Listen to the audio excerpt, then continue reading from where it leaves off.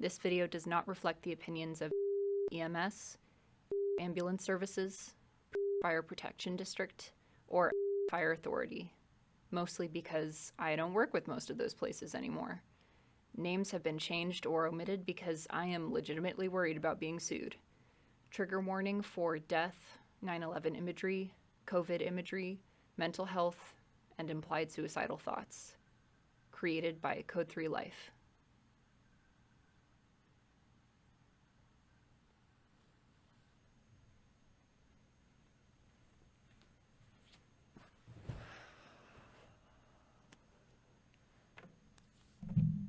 Let's talk about 9/11. Chapter 1, 9/11. Everyone remembers where they were when 9/11 happened. Well, not everyone. I'm becoming increasingly aware that there's an entire swath of the population that's of legal drinking age that wasn't even born when 9/11 happened, let alone was socially aware when the event happened. In my case, I was 8 years old when 9/11 happened. There were people younger than me who remembered the exact event, who remember seeing the towers get hit on the TV, who remember being sent home from school. They remember Tuesday, September 11th, 8:14 Eastern Standard Time with perfect clarity, even 22 years later. But I don't. Here's why. On the day of 9/11, my parents didn't tell me what happened. My father was reasonably high up in the ranks of the Air Force, and his very important job that day was trying to figure out if there were going to be more attacks. I happened to live within spitting distance of Cheyenne Mountain at the time. Cheyenne Mountain, of course, being, at the time, the home of NORAD, North American Aerospace Defense Command. Part of their mission includes the detection, validation, and warning of attack against North America, whether by aircraft, missiles, or space vehicles, through mutual support arrangements with other commands. This mountain would have been a pretty good target if a terrorist attack had intent to cripple the USA's air defense system, and the country was still trying to figure out if that possibility was on the table. I'm sure you can understand why this was kind of a stressful situation. I think I remember a feeling of fear and that something had happened, but I didn't know what had happened until I went to a sleepover with my friend Melanie the weekend that followed. It was there at a friend's house, crippled with undiagnosed anxiety and without my parents, that I witnessed the now infamous news footage of those planes hitting those towers over and over and over. I went up to the roof of Melanie's apartment complex with her mother to light a candle for the victims. I had no idea what I was doing, but it seemed to make the two of them feel better. On the inside, I felt hollow and shaky and terrified. I felt sick. I didn't sleep that night. I didn't sleep for weeks after that. When I asked my mom the next day about what I had seen, she flew into a rage. She called Melanie's mom and demanded to know why she had shown me those images. You see, Melanie's mom hadn't anticipated the chokehold of control that my mother had over my life and the information that she allowed into it. And for that unforgivable sin, I was no longer allowed to have sleepovers at Melanie's house. And still to this day, I feel like I'm missing a part of my personal history. Even though I'm one of the millions of Americans who are now dealing with the fallout of 9/11 more than 2 decades later, I have no memory of the event. It's a hole in my timeline. This is especially true when I'm around other first responders. Many first responders my age became first responders as a direct result of the trauma of having witnessed 9/11 as a child. But my experience was different from everyone else's, and so I feel isolated from my peers. Which is a weird thing to bitch about, right? Chapter 2, First Exposure. So I've been informed that my experiences with COVID are different from most people's. I see study after study come out with differing results about the consequences of social isolation. And it's like, yeah, we did not have the same experiences with lockdown. We could have a conversation about how my two experiences of 9/11 and COVID are related, like having a military father who's impossible to impress may have nudged me towards a male-dominated field where the stakes are insanely high and everyone's mentally ill, but I have enough to work through in therapy right now. Let's go back to March 13th, 2020. This was 8 days after Colorado's first announced case of COVID-19. I was still holding on to hope that this had all been blown out of proportion. After all, it felt like every other year was this new swine flu, SARS wave, Ebola scare, Zika virus thing. I asked my captain if she thought everyone was making a big deal out of nothing. She has an absolutely insane resume that includes disaster management for basically the entire goddamn Air Force. And so I figured if anyone was going to know, it was going to be her. She looked me dead in the face and told me that she didn't think anyone was taking it seriously enough. 4 hours later, I was dispatched to a call for an unconscious patient. At the time, our dispatchers had been given questionnaires to go through with the callers to screen for possible COVID-19 cases in the community, but only for calls coded as difficulty breathing or sick patient. My partner and I walked into the house wearing our paper hospital masks. We asked the family if they'd been exposed to COVID-19, and they said no. The family led us into the back bedroom where we found our patient. She was conscious and dizzy and coughing. That's when we realized the entire family was coughing. We asked the patient what happened. She said she had visited a family member in the hospital a week ago who had a dry cough and pneumonia, and now she had a dry cough, a fever, and she had just passed out.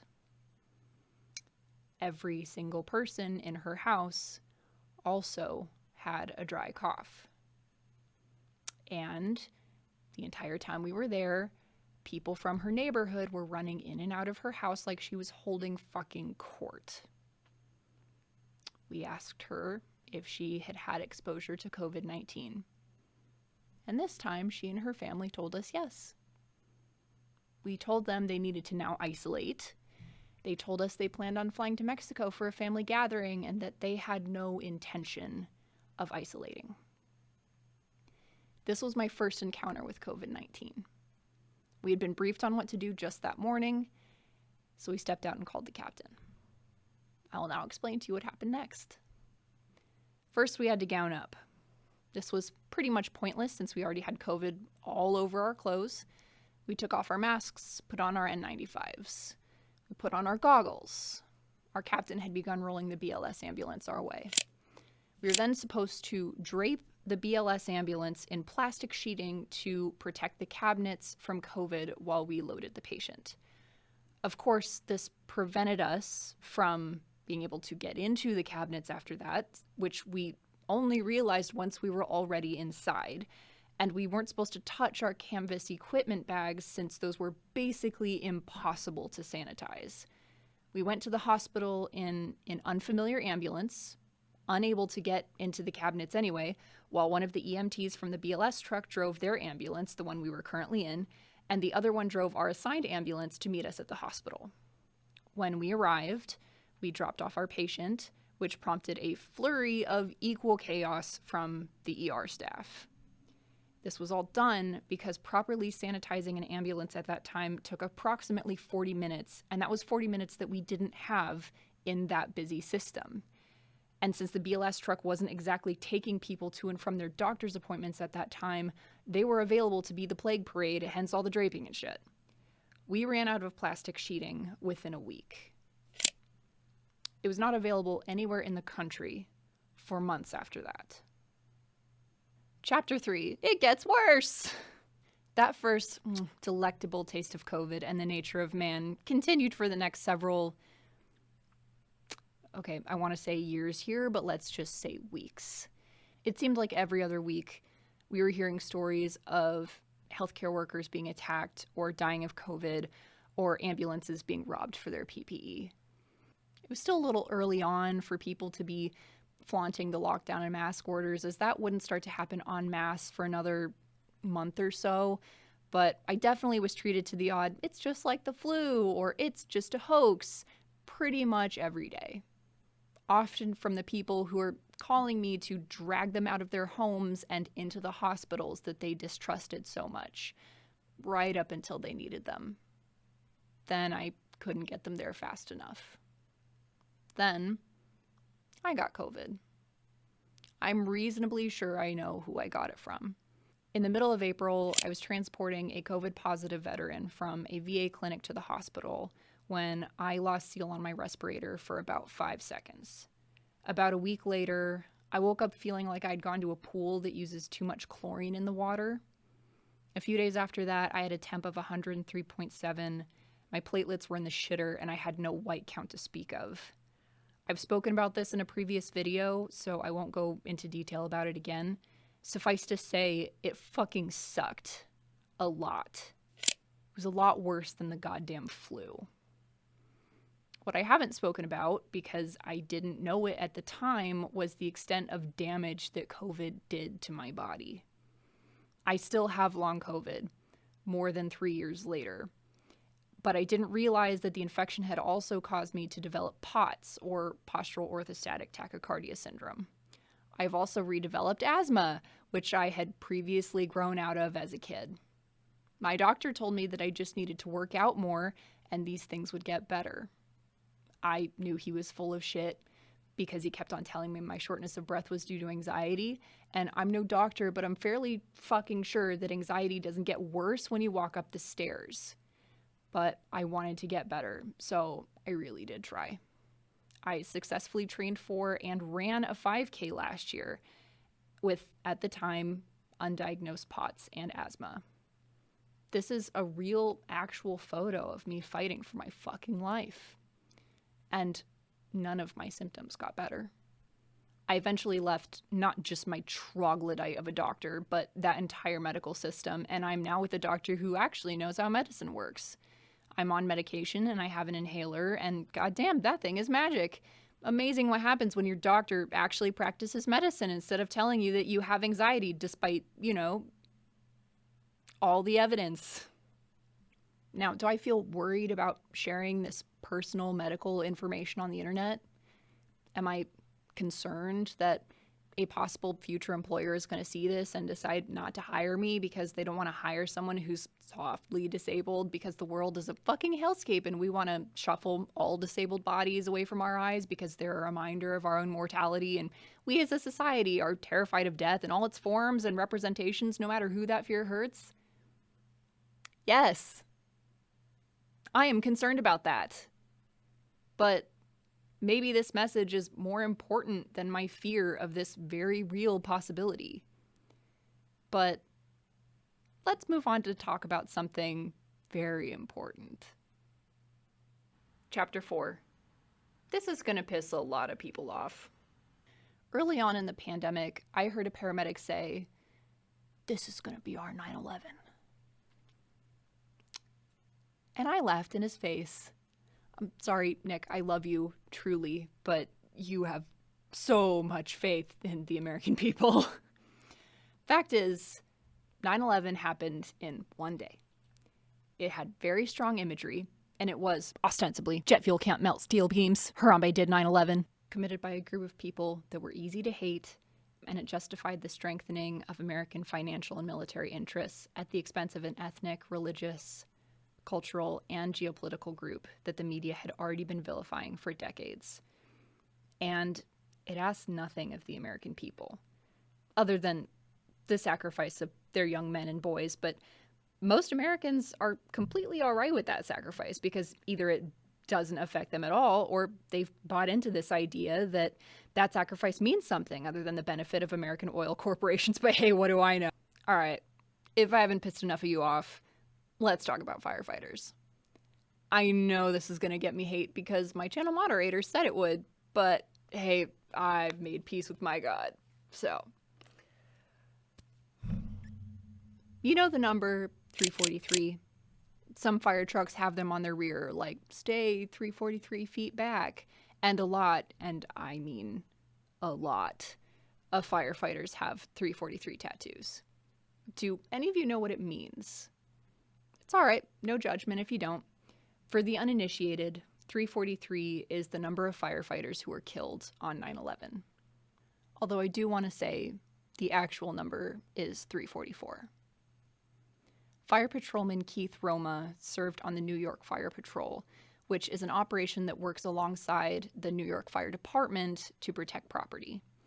While the FDNY is breaking windows and spraying things with water, the NYFP is protecting valuables with tarps and pumping excess water out of buildings. Basically, doing the same job. On September 11th, Keith Roma entered the towers with the FDNY to help in any way he could. It's estimated that he personally saved over 200 people, and he made 4 trips up Tower 1 to do it. This picture actually shows him doing just that. When his remains were found on December 24th, 2001, a Code 4-5, which is a declaration of death, went out to the entire FDNY, and he was given a full FDNY funeral mass. But when it comes to actually being remembered as one of the 343, well, he isn't counted because he wasn't in the FDNY. He wasn't a real firefighter. He was a fire patrolman. He wasn't one of them. He was, however, the type of person most firefighters claim to aspire to. And he deserves to be remembered for his sacrifice just as much as the other firefighters who died that day do.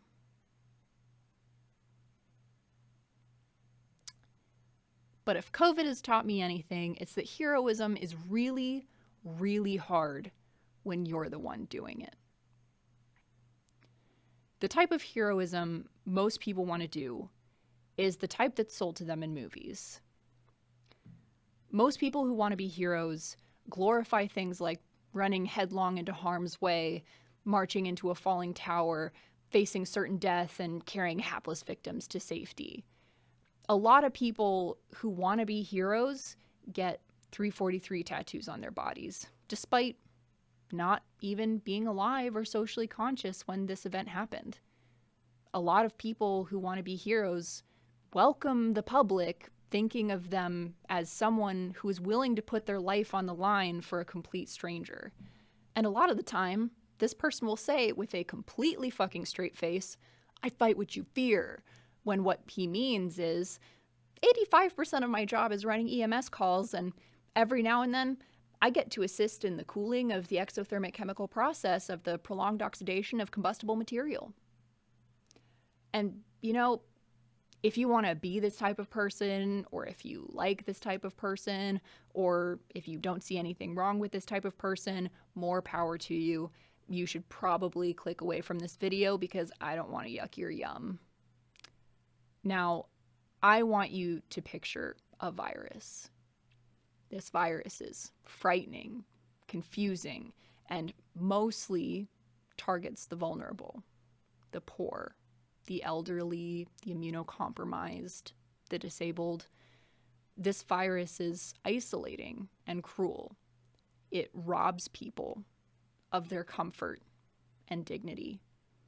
The people who contract it need someone who will come and care for them and comfort them, and sometimes even save them if they are close enough to the brink of death. Now, I want you to think about that goddamn hero you were picturing before. What do you think he would do in response to this virus? If your answer is park outside the patient's house and stay in the fire truck while the underpaid ambulance drivers go in and take all the risks, you'd be right. Now, before any heroes fly down to my comments all mad, please keep in mind this is just how things happened in my area. That just happened to be run by an EMS system that, despite having medical control, submitted to every single thing the fire departments demanded of them. But hashtag not all firefighters and all that.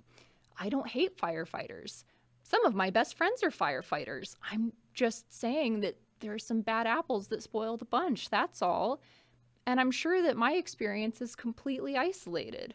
I'm sure it's just a coincidence that I found all these other instances of this happening on just the first page of Google, and that's only what the media got a hold of.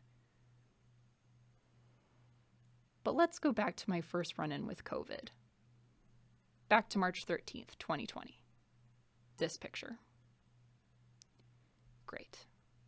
So, after we dropped the patient off at the hospital, the fire department's chief called my EMS division chief and screamed at him.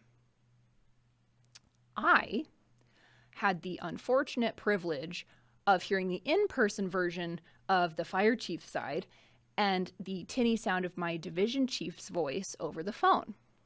The fire chief was furious that the call had been such a shit show. And I mean, to be fair, it was. It was the system's first COVID call and the county's first COVID contact, but not for long. And it was fucking rough. But that wasn't his complaint. As I stood there, shocked, terrified, and sick to my stomach, I watched a grown man scream into the phone, "I don't give a fuck what happens to your people.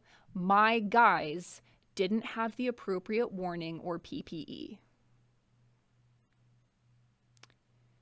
And my division chief apologized and tried to placate this man.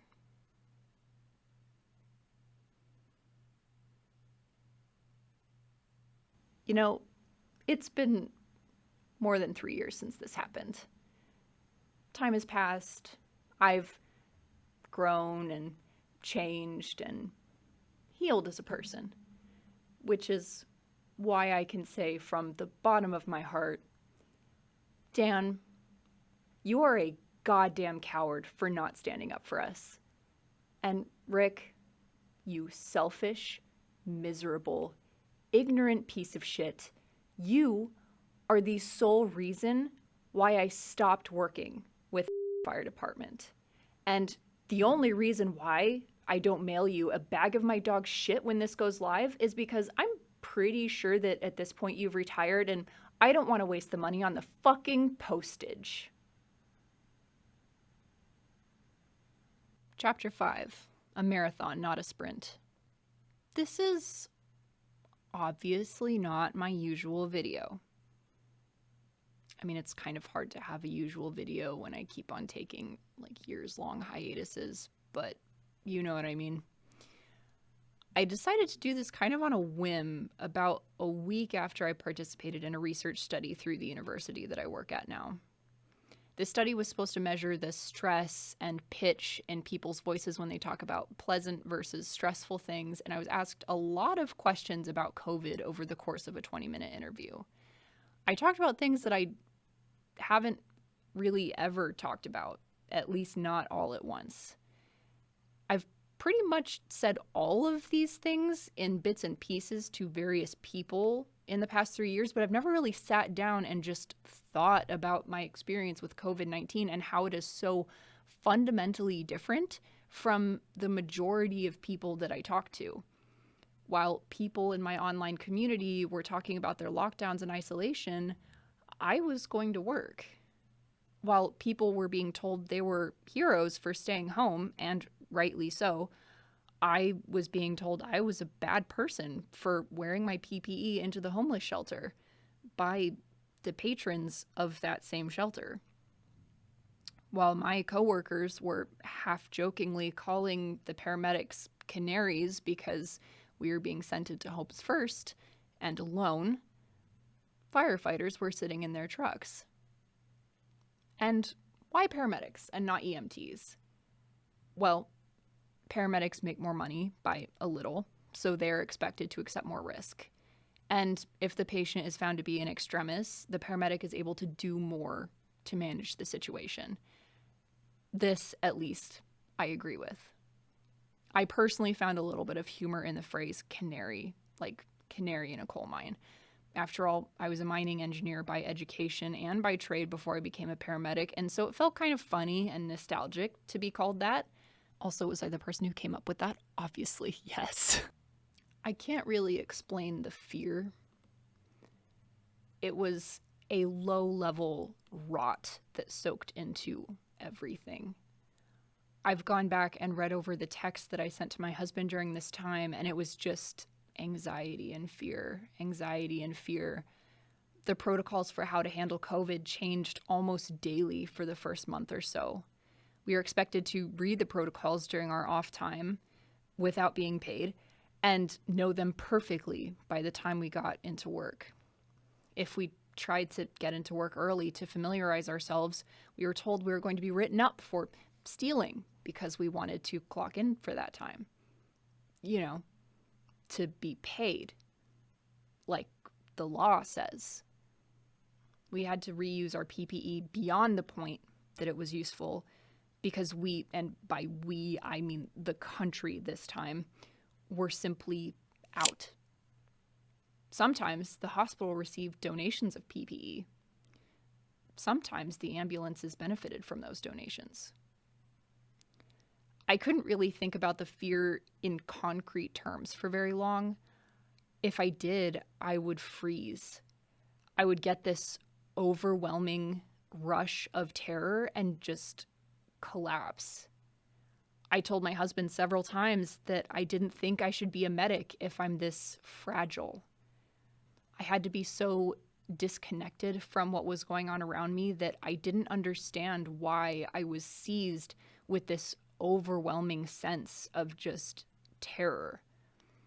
I needed that level of dissociation to survive. Chapter 6, the worst of it. I think that's why it's taken this long for me to actually talk about COVID. I mean, I've actually talked about it before now. It's not like, oh yeah, Pop never talks about the war. I do actually talk about COVID, but I've never talked at length about COVID. I've never talked about my individual experiences and how they are truly fundamentally different from the experiences of most people. And I know that my experiences were not worse in every way. I'm not trying to say that. Some people lost their jobs and had to scramble to find some way to make money. My job was secure. More than that, they were begging me to work more. Well, I wouldn't say begging. That would have acknowledged that I had the power to withhold my labor, and then where would we be? More like shamed. More like demanded. But I did have a job. I was bringing in money. I think I just want to talk about the injustice of it all. For the first few weeks, yeah, people gave me the thumbs up when they saw me in the ambulance. Yeah, sometimes we got donated food, but that goodwill ran out so fast, and it was buried under the banality of human suffering and apathy and selfishness. There is so much of it that I feel like I have stored in me that I never really let out because who was I supposed to tell? Everyone around me was suffering at the same time with the same things. To talk about the things I was seeing felt like burdening the people around me, and everyone was carrying the exact same burden. I transported a patient who was so septic from COVID that he couldn't even stand up. He was in his 70s, and we were there because his best friend had found him and called. His friend told us that he had visited the patient 2 weeks ago while he, the friend, was still recovering from his own COVID infection. He told me they had been best friends for 50 years and they had fought in Vietnam together and they saw each other almost every week. The friend asked me with worry in his eyes if he had been the one to give the patient COVID. The patient died in the hospital 3 days later. I can't tell you how many times I invited the family of a patient to give hugs and kisses before I transported them to the hospital because I knew that the patient was going to die in the hospital and the family would not be allowed to be there. When the families asked if they would be allowed to go into the hospital, I had to tell them no, and then they would be angry at me and demand to know why I personally was preventing them from seeing their loved one in a time of need. This happened more times than I can count. And this carried on for months. I became deeply depressed. My marriage suffered. Several times, I had to have my husband remove the weapons from the house because I didn't feel like I was safe to be around them while I was alone. At some point, he had to hide my psychiatric medications and give me my individual pills every morning and night because that's what I needed to feel safe. Was that a fair burden for me to ask him to carry? No, it wasn't. And who could I talk to? I was going to therapy, but my therapist wasn't very good. And besides, there wasn't anyone on the planet who wasn't affected. We were all suffering under this immense, crushing burden. I am not special. My burden wasn't bigger than anyone else's. My experience, while uncommon, is not unique. Chapter 7, A Post-COVID World.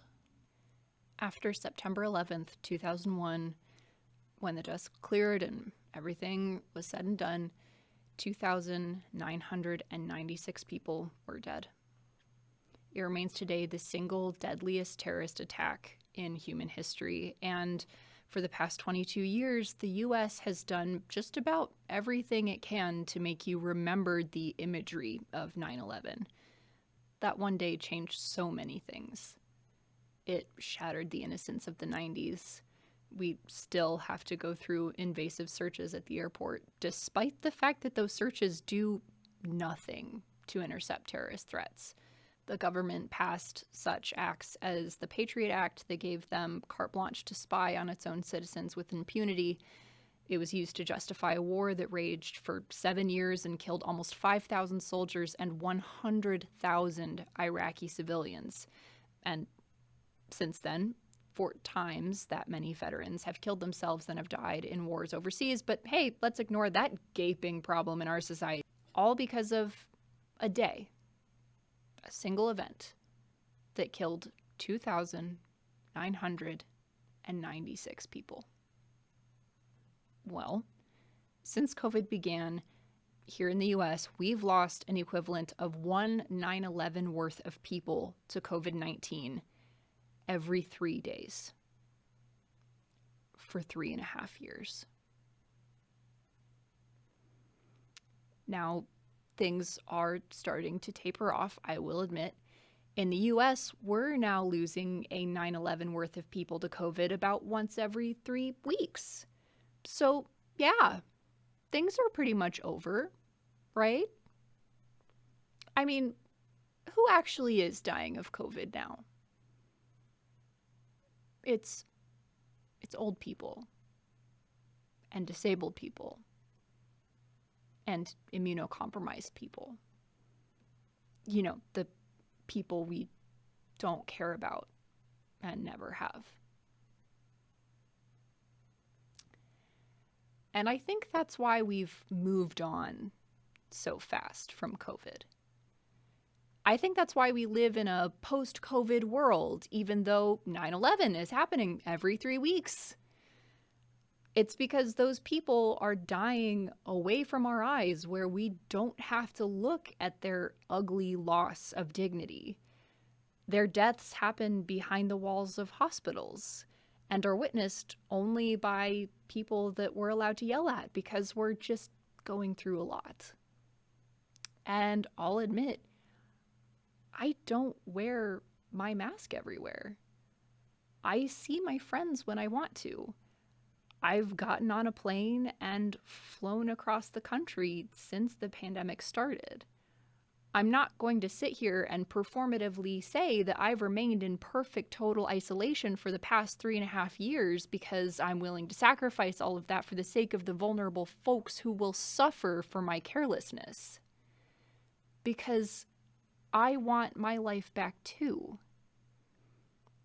I did enjoy the first few months of having everything canceled because I am a dyed-in-the-wool introvert that actually enjoys my peace and quiet. I liked being able to spend time at home without having to justify the cancellation of plans. But after a few months, I did start to miss things. After a year, the lack of events like social dancing and in-person fitness classes grated on me. I like that I can go to the movies now. I like that I can get on a plane and visit my family without going through the nail-biting experience of desperately trying to find a place that still has COVID tests so that they'll actually let me board the goddamn plane. But as the world is choosing to forget that COVID-19 was ever a thing, I'm feeling more and more left behind. As people express their relief that the world is returning back to normal, recalling with fear and pain their own memories of physical and social isolation, I don't have those memories. My experience of the COVID pandemic was fundamentally different from the people around me. I'm glad that people are finding healing in the reconnection with their friends, family, and loved ones, but I'm feeling lost with emotions that I'm only just being able to name. I feel angry. I feel betrayed by the leaders that were supposed to protect me. I feel burnt out. I feel weary. I feel fundamentally broken on a level that I don't think any amount of rest can ever fix. Chapter 8. The End. On June 4th, 2022, I was working my last full-time shift in EMS. I and everyone else was about 19 hours into a 24-hour shift. At around 2 a.m., my partner and I were dispatched to a one-vehicle MVA, or motor vehicle accident, on the interstate. An ambulance was involved. My partner and I went from dead-ass asleep to shitting bricks in about 2 seconds. We had to pass the ambulance and turn around on the interstate to reach it. We saw that it was on all 4 wheels, always a good sign. As we approached from behind, we noticed deep tracks in the dirt and the mud on the shoulder starting about 100 feet back from the ambulance. We also saw that at one point it had gone airborne. As we approached the crew, they both looked okay. They were both moving. Both looked really shaken up. The medic, who is a good friend of mine, told me to check on the OB nurse who was in the back. I took a look at her and she seemed all right, so I had my partner finish the assessment while I talked to my friend. He had been driving. He, like everyone else that shift, had been running calls absolutely nonstop since 7 a.m. that morning. Remember, it was currently just a little after 2 a.m. Some of the crews had gotten lunch and dinner breaks. He hadn't. When he had fallen asleep at the wheel on their way to the hospital out of town for a transfer, he had called the people who assign us our transfers to report what had happened. They didn't ask if he was okay. They just simply sent a different crew on the transfer. We transported the nurse for a concussion, but not before the medic looked me dead in the face and said, I could have killed her. He's not the type of guy to appreciate being bullshitted, so I said, yeah, you could have. There really wasn't much else to say. The thing is, I predicted this was going to happen about 4 months before it did. I told the upper management to expect this exact scenario. Only when I warned them, I told them it was going to result in a death. Sometimes I really am happy to be wrong. When I realized nothing was going to be done, I started looking for a new job. It just so happened that on my last scheduled shift, this crash happened. Despite my years-long burnout, I had still been a little unsure about leaving EMS. Seeing this accident, I was suddenly absolutely certain that it was time to go. Now I work full-time for a university, teaching medical and nursing students through simulation. I'm still part-time as a paramedic because I'm just not ready to quit yet. That and my family needs the money. I took a pay cut to leave EMS, but it was worth it to me. It was that or my health. Or my life. Chapter 9, The Future of EMS. So what now? I don't exactly want to end on that note. That's fucking depressing.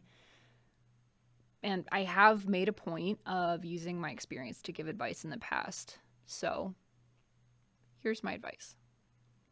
To the people who are tired, burnt out, feeling like EMS is just beating them down, if you can, I would suggest that you leave EMS as soon as you can. Things aren't getting better, they're just getting worse. And they're going to keep getting worse for a while.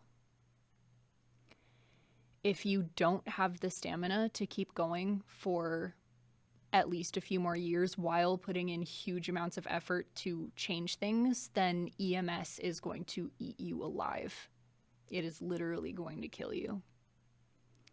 Your captains, lieutenants, and shift leaders might care about you, if you're lucky, but your chiefs and CEOs don't. And if you die, all they're going to do is try and spin it so the media and insurance companies don't shut them down. You might be wondering what happened at the place where I still work part-time.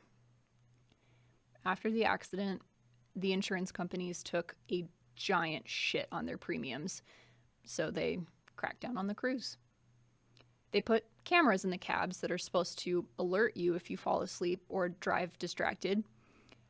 I can tell you from personal experience, though, from being forced to work a standing 24 recently, that they don't actually work. They don't alert you if you fall asleep at the wheel. They do, however, alert you if you check your mirrors for too long. And you can get written up if you look irritated in the picture it takes of you when it alerts for that. They made a fatigue matrix, which is a point system that determines how long and how hard a crew has to work in order to be taken out of service for their own safety. But it isn't utilized. If crews have accrued enough points to go out of service to rest, they just get thrown right back into service if the system gets busy. But management has a fatigue matrix to point to in order to avoid guilt the next time someone crashes. And it will happen again. As they say, the floggings will continue until morale improves. It's like this everywhere.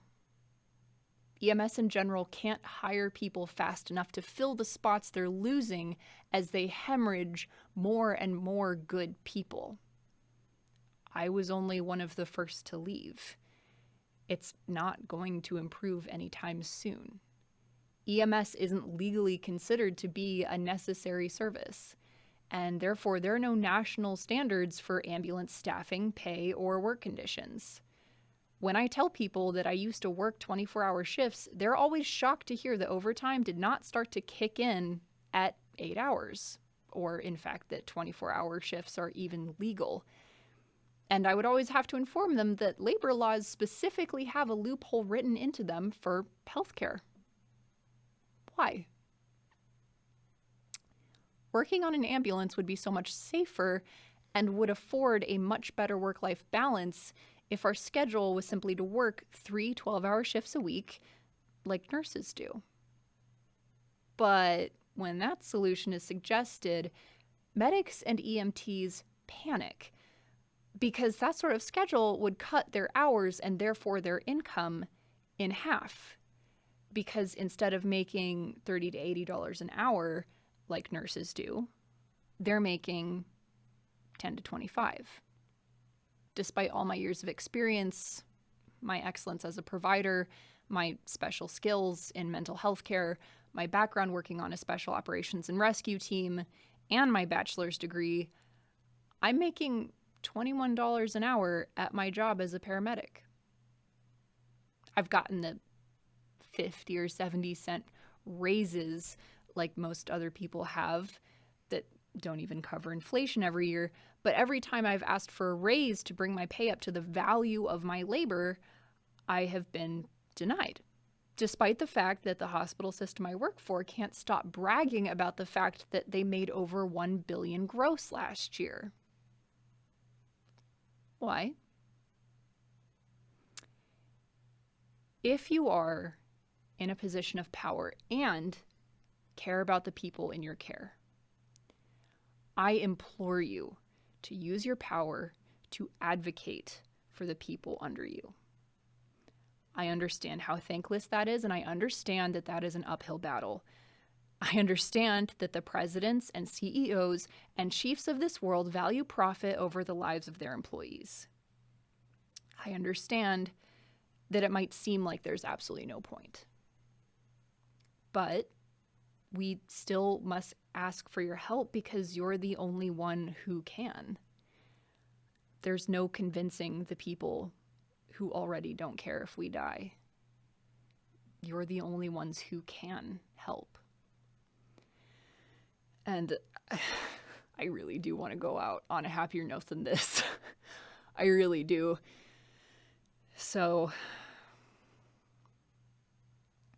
at the end of the day, find joy in any way you can. The world keeps turning. The seasons change. People meet, have ideas, drink tea, make communities, enjoy beauty together. Sometimes people fall in love, make babies, create new families. And that's what's really important. Outside, the leaves are making shadows on the tall grass. At home, my dog is napping on the couch on top of a blanket that my friend made me because she was stuck inside during the year of 2020.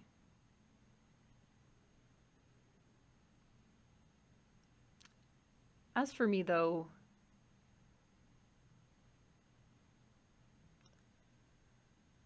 God has seen fit to let me live another day. And apparently I'm making that your problem.